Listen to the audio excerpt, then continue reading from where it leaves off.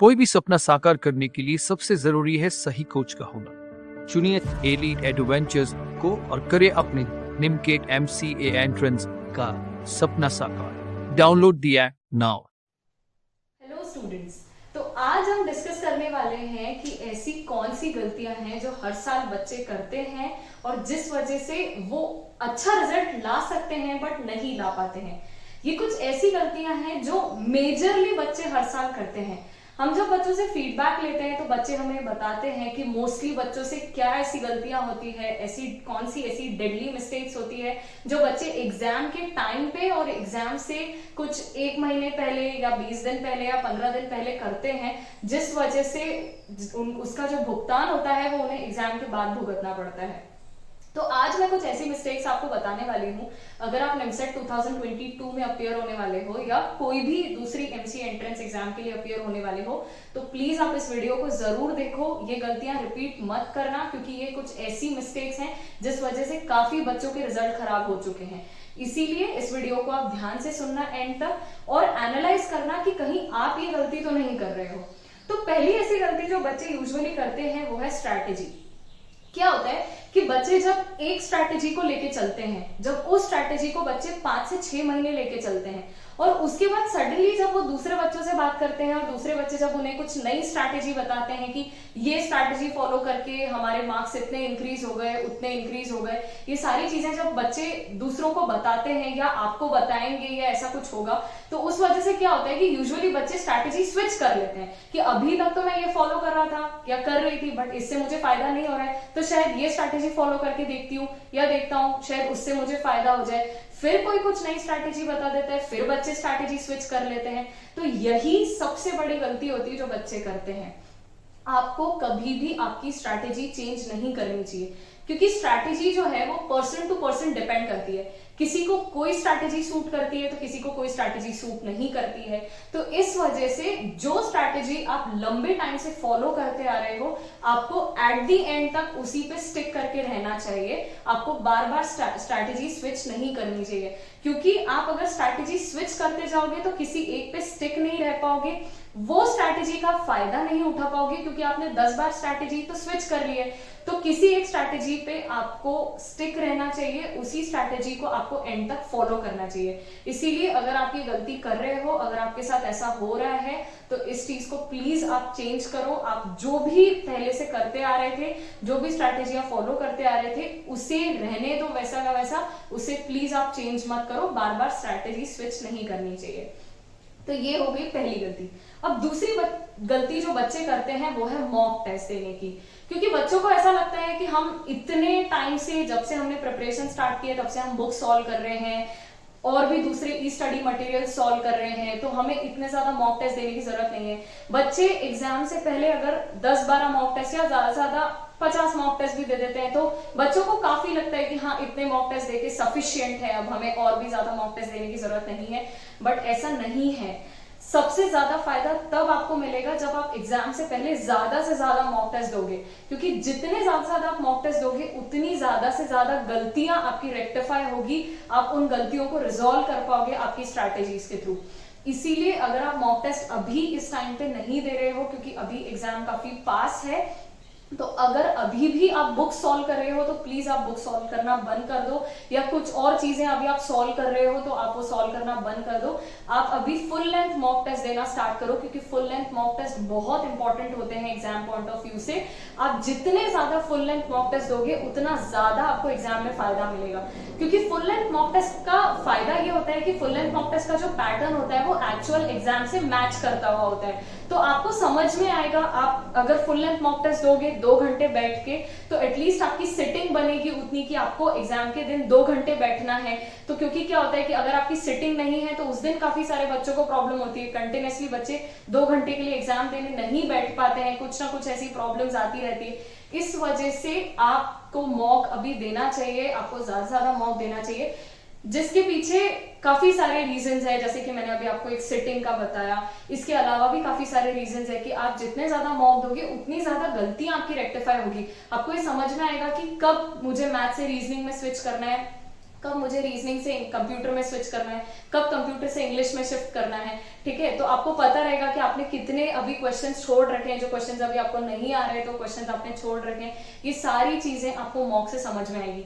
इसीलिए फैक्ट की बात यह है कि अगर आप एग्जाम से पहले ज्यादा से ज्यादा मॉक दोगे तो आपकी एग्जाम अच्छी जाने के चांसेस काफी ज्यादा रहेंगे, आप गलतियां रेक्टिफाई कर पाओगे। और ऐसी अगर कुछ गलतियां एग्जाम में होती है तो आपको समझ में आएगा कि उन्हें आपको रिजॉल्व कैसे करना है। तो ये तो हो गई जो दूसरी गलती बच्चे करते हैं मॉक नहीं देने की, या कम मॉक देके सेटिस्फाई होने की कि ठीक है हमने इतने मॉक दे दिया, अब इससे ज्यादा हमें मॉक देने की जरूरत नहीं है। तीसरी गलती जो बच्चे ये करते हैं कि आप अगर किसी क्वेश्चन पे आप मॉक दे रहे हो और पहले या दूसरे या तीसरे क्वेश्चन पे आप 5 से 10 मिनट अटक गए, उस क्वेश्चन को आपने 5 से 10 मिनट सॉल्व किया बट वो क्वेश्चन आपसे नहीं बन रहे, तो यूजुअली बच्चे क्या करते हैं कि अगर बच्चों से क्वेश्चन नहीं बनते तो बच्चे मॉक ही छोड़ देते हैं पूरा, कि हाँ चलो मॉक ही छोड़ देते हैं, हमसे ये 2-3 क्वेश्चन तो हुए नहीं तो पूरा मॉक क्या होगा।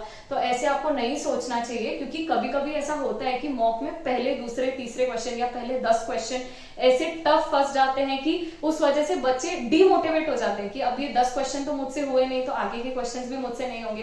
तो ऐसा नहीं है, आपको मॉक पे स्टिक रहना है। भले आपको वो पहले क्वेश्चन पे आपने 5 से 10 मिनट दे दिए, आपको ऐसा लग रहा है कि मेरा टाइम वेस्ट हो गया है, अब इससे ज्यादा इस क्वेश्चन पे आपको टाइम देने की जरूरत नहीं है, अगर तब भी आपसे सॉल्व नहीं हुआ है तो।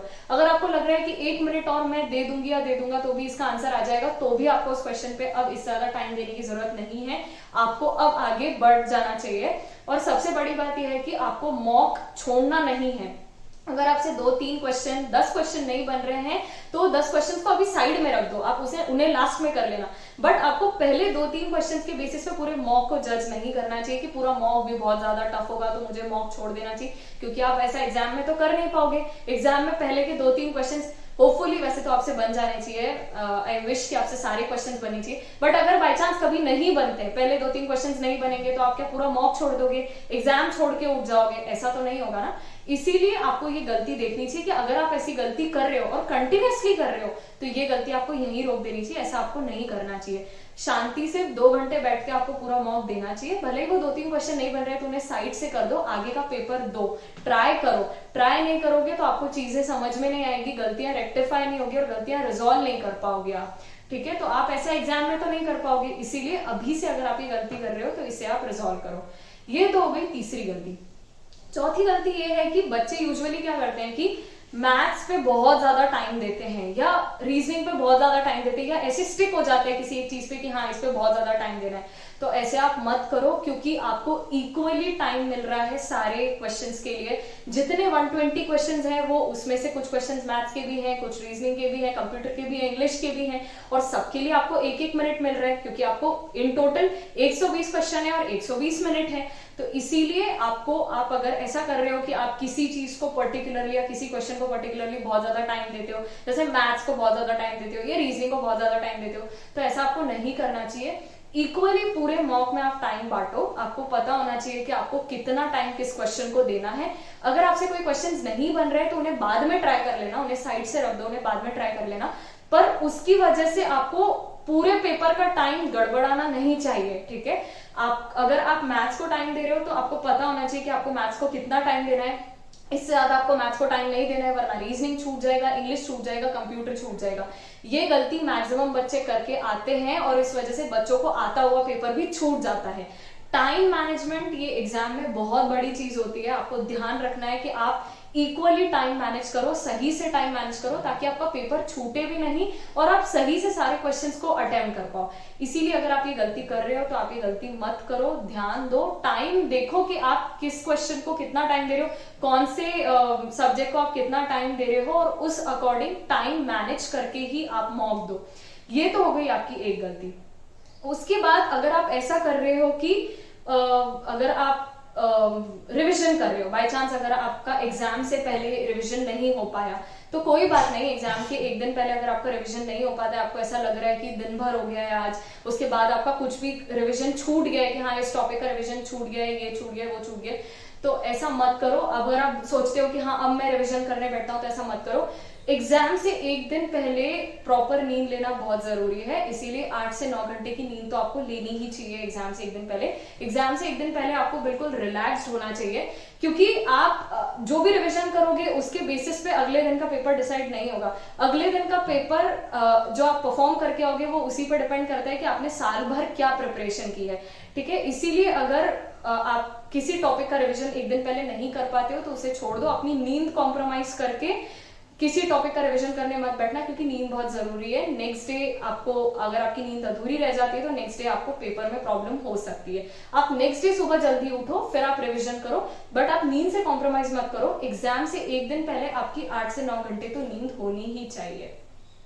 ये एक गलती बच्चे यूजुअली करते हैं कि रात रात भर पढ़ते हैं और फिर अगले दिन उनको पेपर में प्रॉब्लम आती है।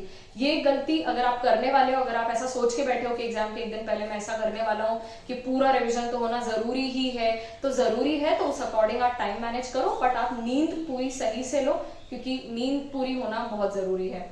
ये एक गलती बच्चे, जो अगर आप ऐसा सोच रहे हो कि मैं ऐसा करने वाला हूँ, तो ऐसा मत करना।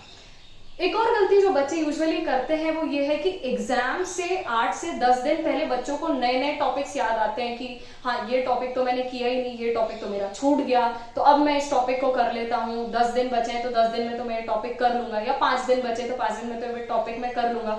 जो बच्चे ने अगर कोई टॉपिक साल भर से नहीं पढ़ा और उसको बच्चा एग्जाम से पहले 5 दिन पहले लेके बैठा है, तो वो कैसे पॉसिबल होगा कि वो बच्चा उस टॉपिक में मास्टरी कर ही लेगा? ऐसा पॉसिबल नहीं होता है प्रैक्टिकली। अगर आप कोई टॉपिक उठा रहे हो तो उस पर कंटिन्यूअसली प्रैक्टिस करना बहुत जरूरी है, उसे एनालाइज करना बहुत जरूरी है टेस्टिंग से, कि आपने वो टॉपिक को प्रैक्टिस तो कर लिया, बट उसके बाद अब आप जब टेस्टिंग कर रहे हो तो आप क्या गलतियां कर रहे हो, वो गलतियां आपकी रेक्टिफाई हो भी रही है कि नहीं, रेक्टिफाई होने के बाद वो गलतियां रिजॉल्व हो भी रही है कि नहीं।